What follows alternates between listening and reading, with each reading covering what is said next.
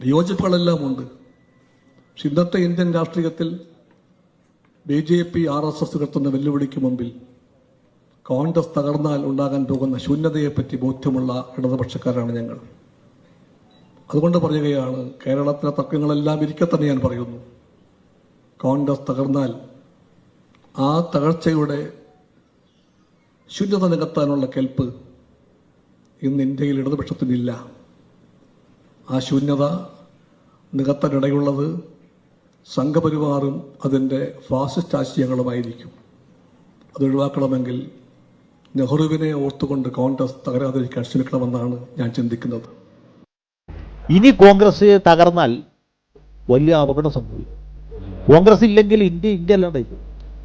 കോൺഗ്രസ് ആണ് രാജ്യത്തെ പ്രതിനിധിക്കുന്ന പാർട്ടി, ഇന്ത്യയുടെ ദേശീയതയെ പ്രതിനിധിക്കുന്നു, ദേശീയ സമരത്തെ, ദേശീയ പാരമ്പര്യത്തെ പ്രതിനിധിക്കുന്ന വലിയൊരു പാർട്ടിയാണത്. ആ പാർട്ടിയെ നമുക്ക് വിമർശിക്കാം, തെറ്റുകുറ്റങ്ങൾ ചൂണ്ടിക്കാണും. പക്ഷേ ഇനി നമ്മൾ കോൺഗ്രസിനെ വിമർശിക്കുകയും കോൺഗ്രസിനെ തകർക്കുകയും ചെയ്താൽ കോൺഗ്രസ് ഇല്ലാത്ത ഇന്ത്യ എന്ന് വെച്ചാൽ ഇന്ത്യ അല്ലാണ്ടായി. അല്ലാതെ വല്ലാത്തൊരവസ്ഥയിലേക്ക്. ഞാൻ കോൺഗ്രസ്സുകാരനല്ല, കോൺഗ്രസിൻ്റെ ഒരു വിമർശകൻ തന്നെ പറഞ്ഞു. പക്ഷേ ഇന്നത്തെ നിലയ്ക്ക് കോൺഗ്രസ് പാർട്ടി ഇല്ലാണ്ടായി. നമ്മൾ ഇപ്പോൾ കാണുന്ന ഇന്ത്യൻ ഭരണഘടനയും അതിൻ്റെ മൊത്തം സാധനങ്ങളും ആ ഒരു പാരമ്പര്യമുണ്ട്, ദേശീയ പാരമ്പര്യം. നെഹ്റു, ഗാന്ധി, സർദാർ വല്ലഭായ് പട്ടേൽ, മൗലാന ആസാദിൽ കൂടി വളർന്നു വന്ന ഒരു പാരമ്പര്യവും പൈതൃകവും ഇല്ലാതായി ഇന്ത്യയുടെ